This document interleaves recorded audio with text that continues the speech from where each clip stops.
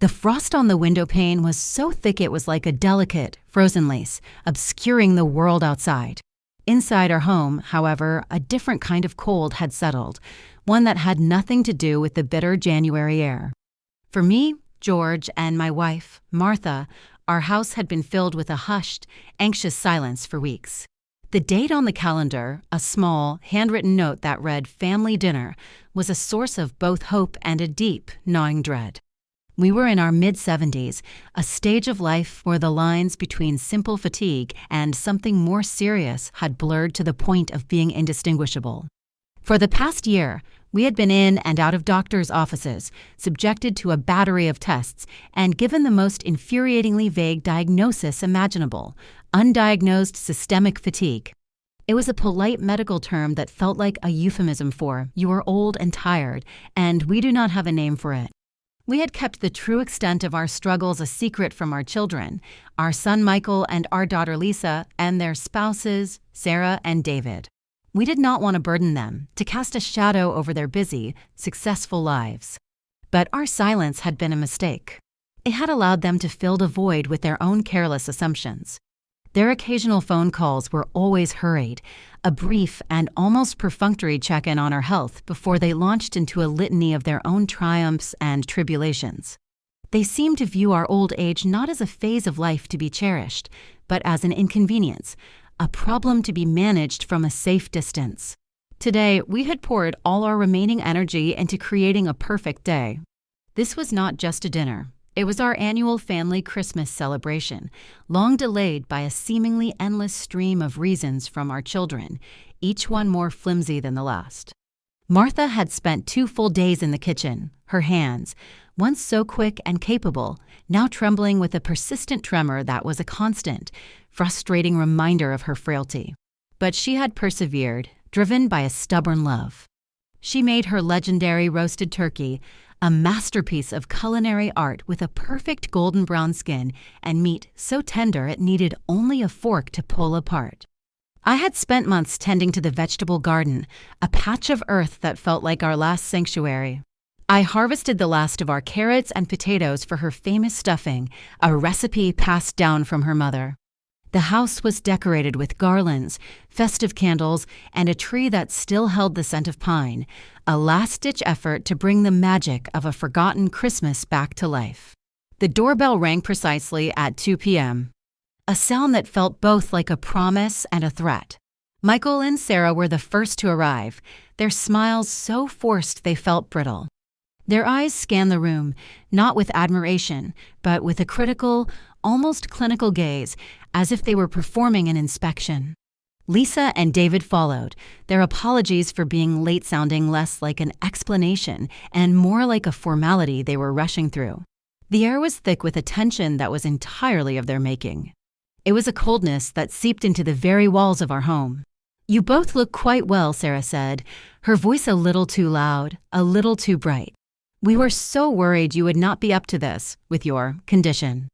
The word condition hung in the air, a coded insult.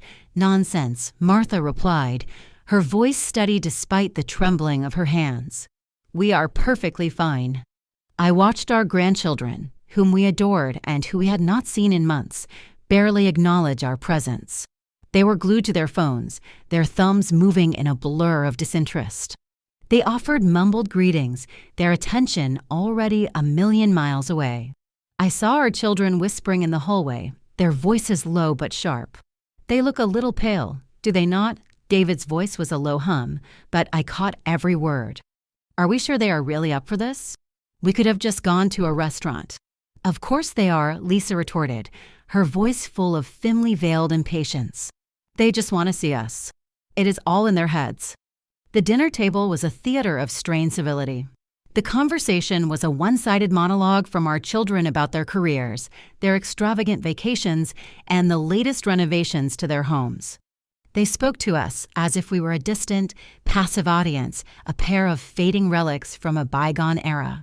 They discussed our illnesses with a detached, clinical air, as if it were a topic to be briefly touched upon before moving on to more important things.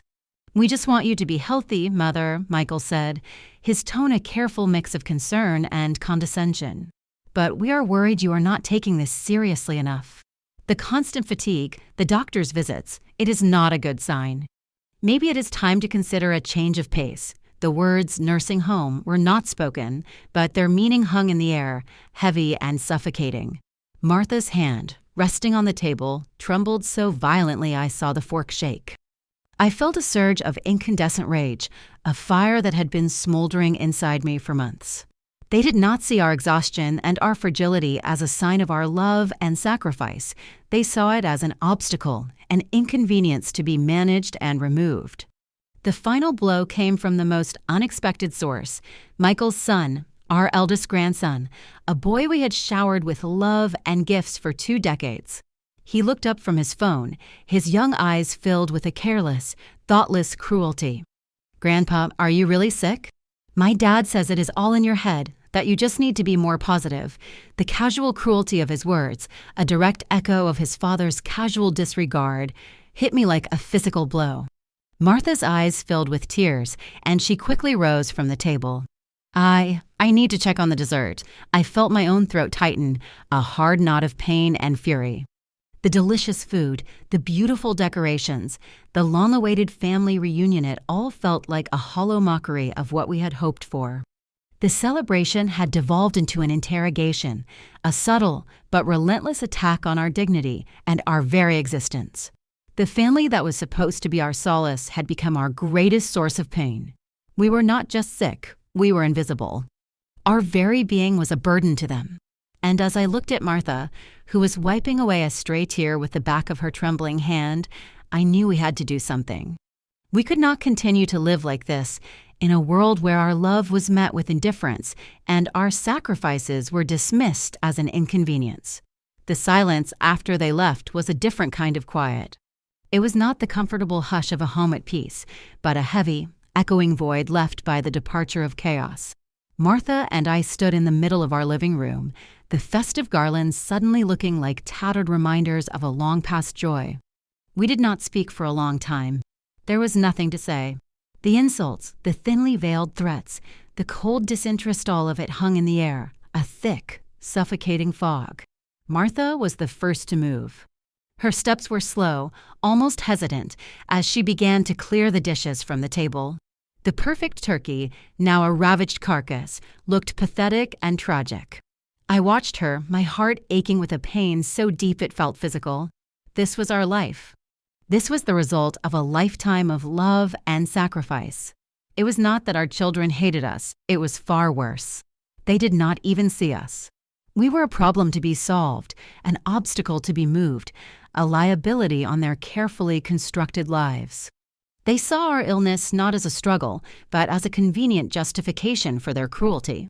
"They are not coming back," Martha said, her voice a low murmur, barely above a whisper.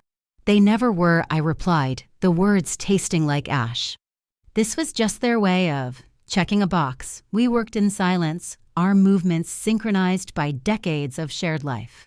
The kitchen, usually a place of warmth and comfort, felt sterile and cold. As I put away the untouched gravy, I saw a slip of paper lying on the floor, half hidden beneath the leg of a chair. It was a brochure, a glossy, professional pamphlet advertising a retirement community. The front, with its cheerful, sun-drenched photograph of smiling elderly people playing chess on a perfectly manicured lawn, was a jarring contrast to the grim reality of our evening. My hands trembled as I picked it up. The title, in elegant, gold lettering, read, "Golden Years Manor, Your Path to a Serene and Carefree Life." My blood ran cold. This was not just a suggestion. It was a plan. They had come to dinner not to celebrate with us, but to scout the territory, to make a final assessment of our condition and confirm that we were indeed ready for confinement.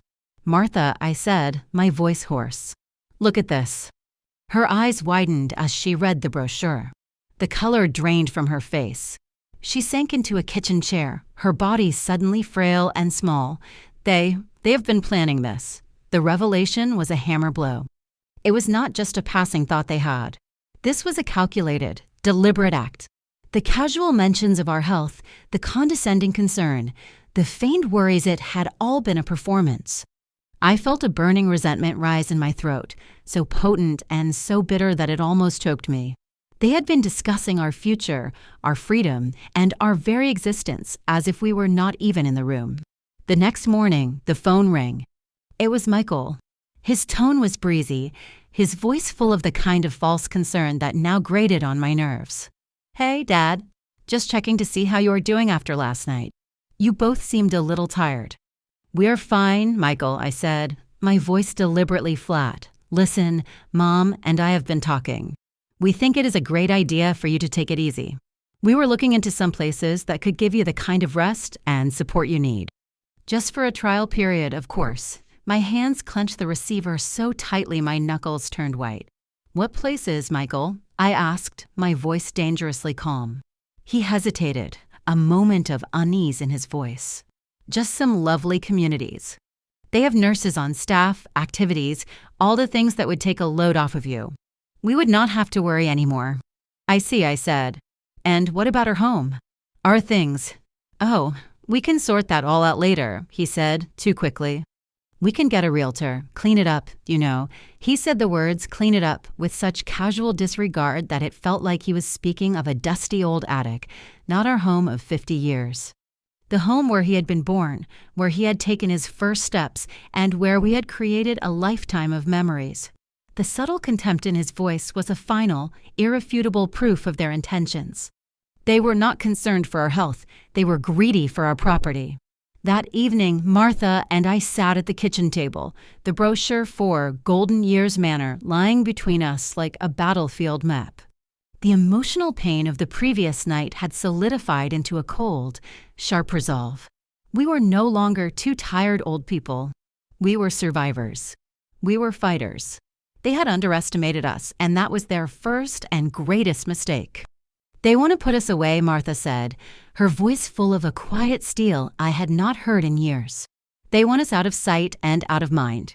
They want our home," I corrected. "They want the things inside it. They want what they think is coming to them."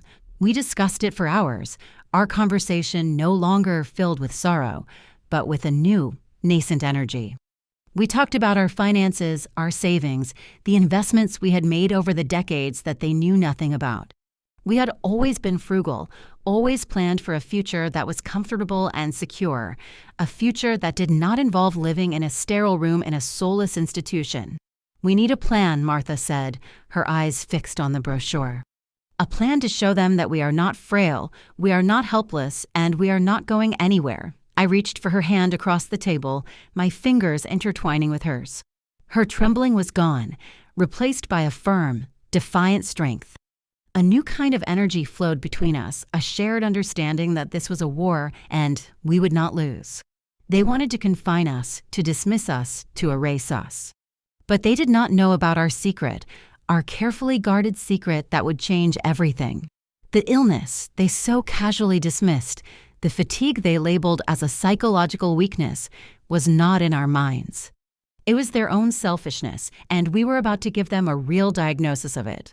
The day after the disastrous dinner, a strange, profound calm descended upon our house. The festive garlands and candles that had once felt like a hollow mockery of joy now seemed like artifacts from a battle we had survived. The physical exhaustion that had plagued us for months had not disappeared, but it was eclipsed by a new, burning energy, the cold fire of a righteous fury. The quiet steel in Martha's voice the night before had not wavered. It was the same resolve I saw in her eyes as we sat at the kitchen table, no longer as victims, but as two generals plotting a campaign.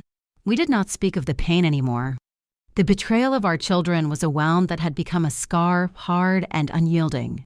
The brochure for Golden Years Manor lay on the table, no longer a symbol of our impending doom, but a grim reminder of their fatal underestimation of us.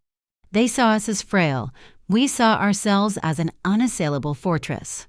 They saw our home as a prize. We saw it as a staging ground. Our first move was to secure our home.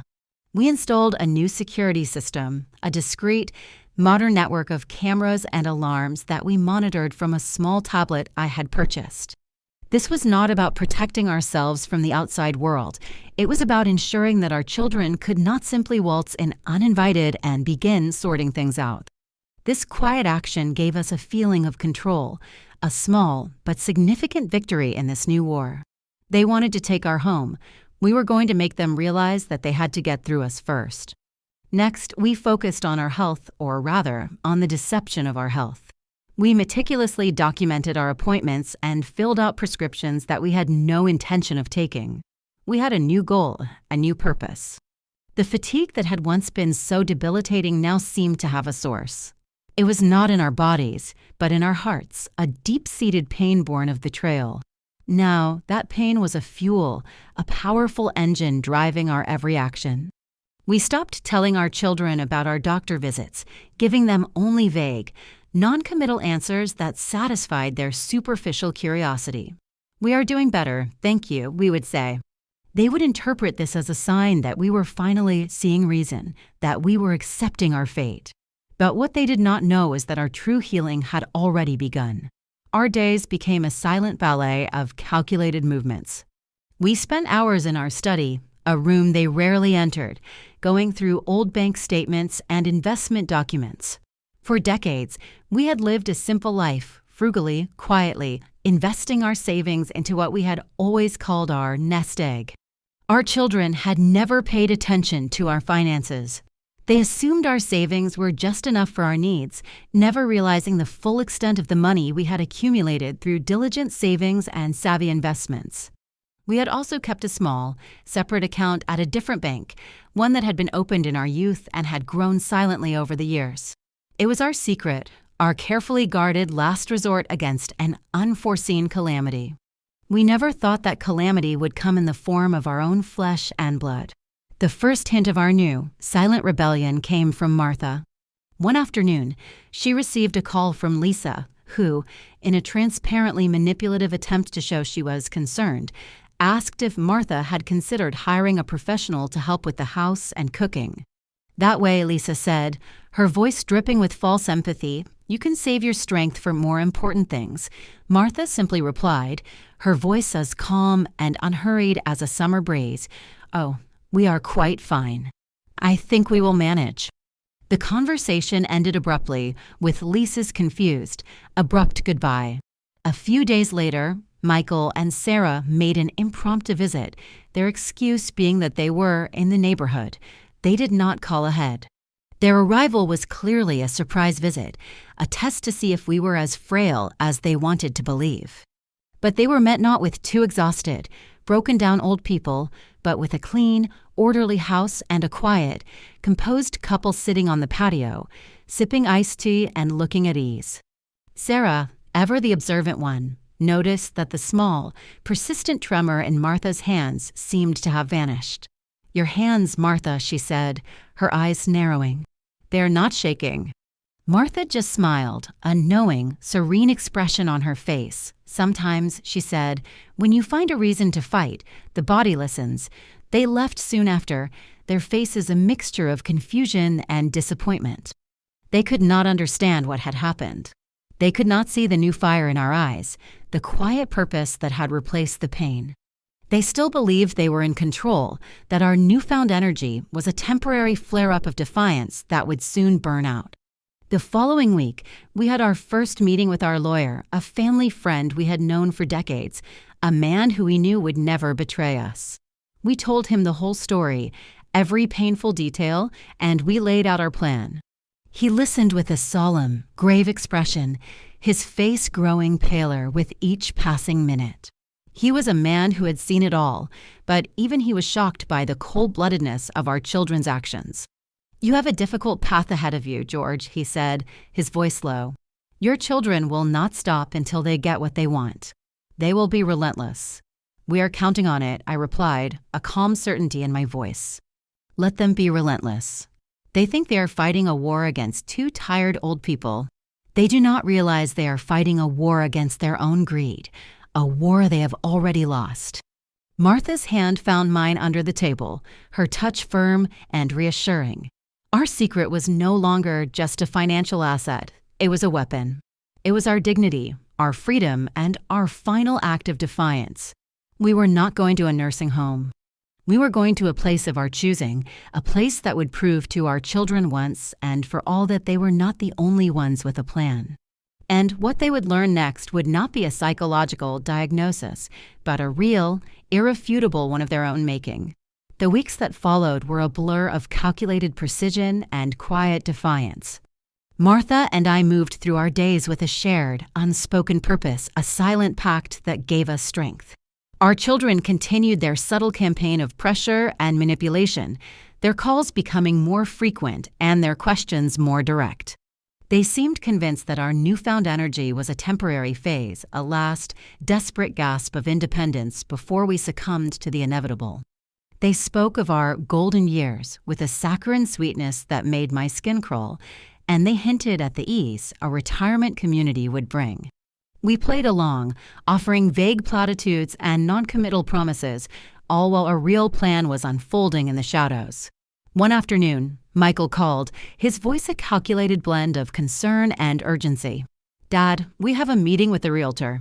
We are putting the house on the market next week.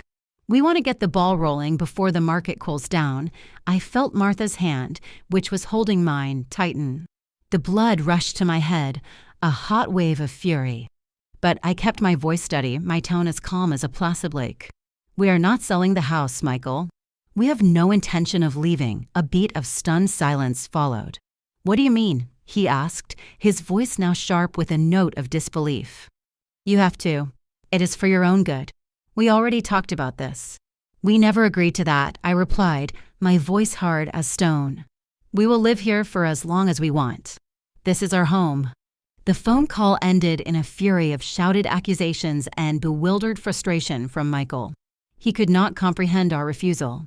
He had so thoroughly convinced himself that we were helpless, that his plan was so logical and inevitable, that our simple no was an impossible reality. The reaction from Lisa was even more venomous. She called Martha, her voice dripping with venom, accusing her of being stubborn and irrational, of jeopardizing her own health and happiness. "What are you going to do?" she screeched. "Just stay there and rot away?" "No," Martha said, a cold, serene smile on her face. "We are going to live. And we are going to do so on our own terms." The following day, they arrived together, unannounced and furious. The anger on their faces was a raw, undisguised emotion. They did not even bother with their fake concern. They burst into the house, their voices a torrent of indignation. "We cannot believe this, Mother," Lisa said, her hands on her hips. "You are being completely selfish. We have a plan for you." "Your plan is not our plan," I said, my voice cutting through their anger. "You assumed we would just lie down and let you walk all over us. You assumed our illness was a weakness, a sign that we had given up. But you are wrong." Michael scoffed, a look of pure contempt on his face. "This is not about our assumptions, Dad. It is about your health. The doctors have said you are in decline.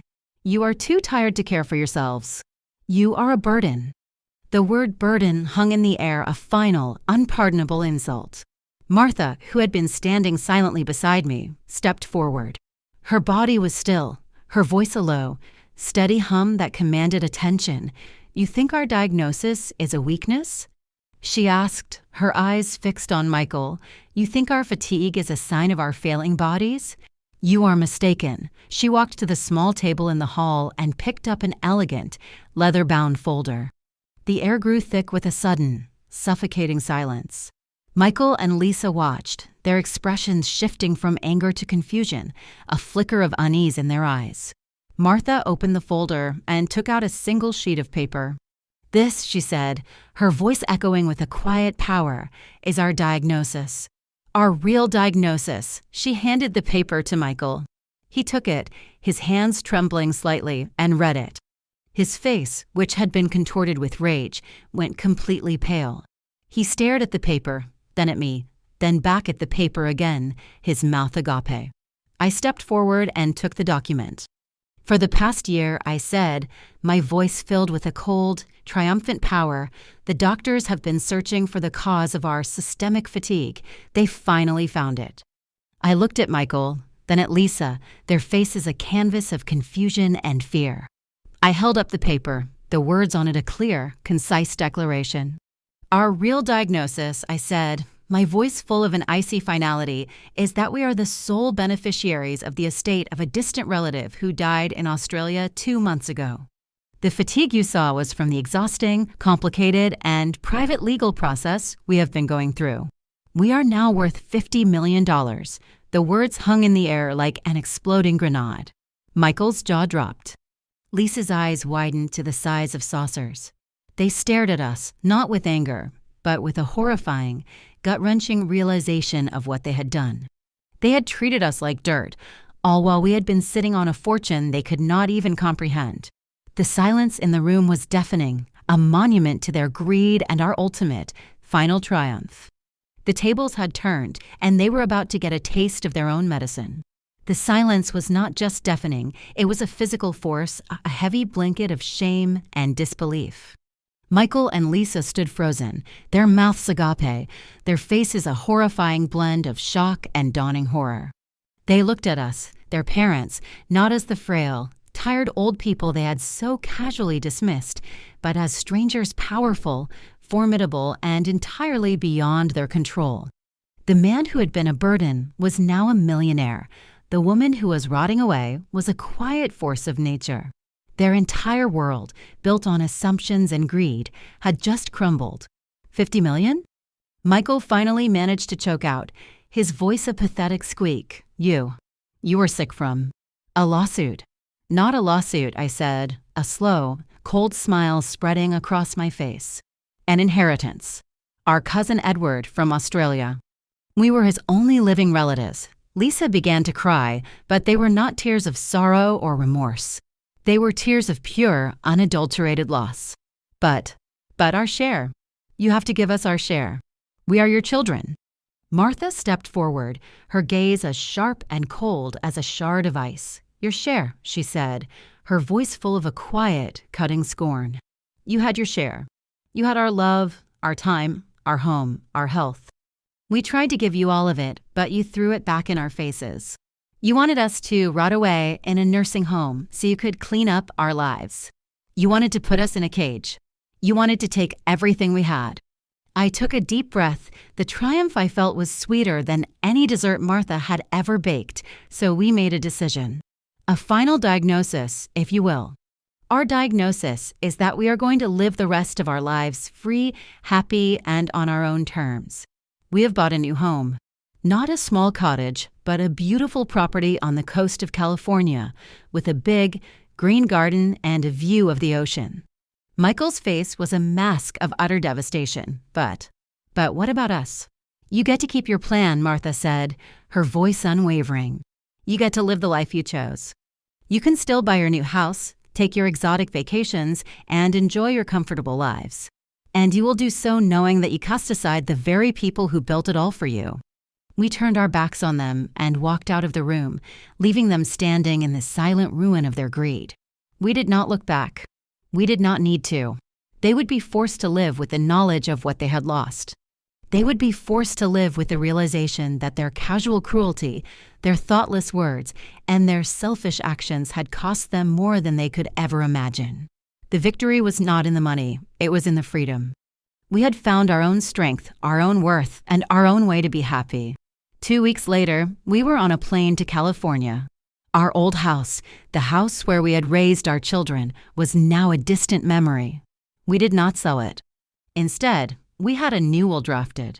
The house, all its contents, and the rest of our money would be donated to a new charity that we established, one that would provide housing and care for the elderly who had been abandoned by their families. Our children did call. They pleaded, they begged, they made empty promises. We did not answer. The phone calls, once a source of pain and manipulation, were now just a faint, irrelevant echo. They had made their diagnosis of us, and in the end, we had given them a real one. We had left them with absolutely nothing. And we were finally truly free.